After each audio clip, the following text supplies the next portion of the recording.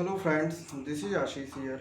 दोस्तों, आज हम लोग चर्चा करेंगे कि सीटेट के एग्ज़ाम को कैसे पहली ही बार में क्रैक करें।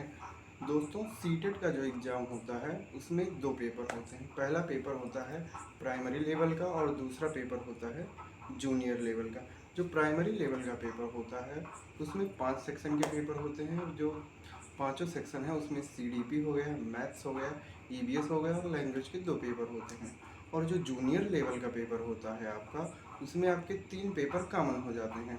जैसे सीडीपी कॉमन हो गया और आपके लैंग्वेज के दो पेपर जो अलग से पढ़ने होते हैं आपको।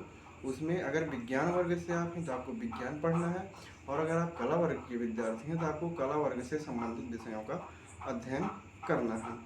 जो इस एग्ज़ाम के लिए सबसे महत्वपूर्ण 3 बातें हैं उस पर हम लोग चर्चा करते हैं। जैसे आप लोगों ने जो भी टीचर्स ट्रेनिंग कोर्स किया है, जैसे बीएड हुआ, डीएलएड हुआ, या आपके राज्य में इसे जिस नाम से संबोधित करते हैं, उसकी बुक्स आप बहुत अच्छे से पढ़ लीजिए। वही आपको इस पेपर के लिए आधार बनाएंगी।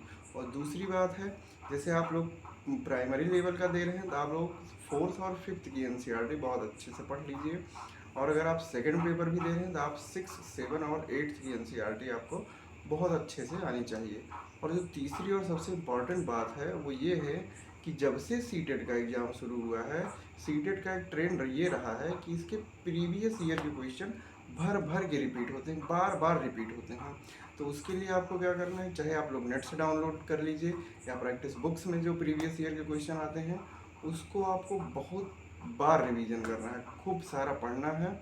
उसके बाद अगर इतना सब कुछ आप लोग कर ले जाएं तो उसके बाद आप लोग एक प्रैक्टिस बुक खरीदिए और जितना ज़्यादा हो सके एक दिन में एक पेपर, दो पेपर, 3 पेपर तक के क्वेश्चन सॉल्व कीजिए। अपना टाइमिंग देखिए, टाइम मैनेजमेंट कीजिए।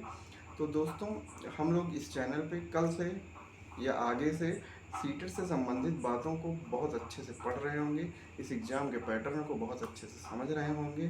तो आप लोग इस चैनल पे अपना प्यार दें और इस चैनल पे बने रहें। मिलते हैं हम लोग अगले वीडियो पर। बहुत बहुत धन्यवाद।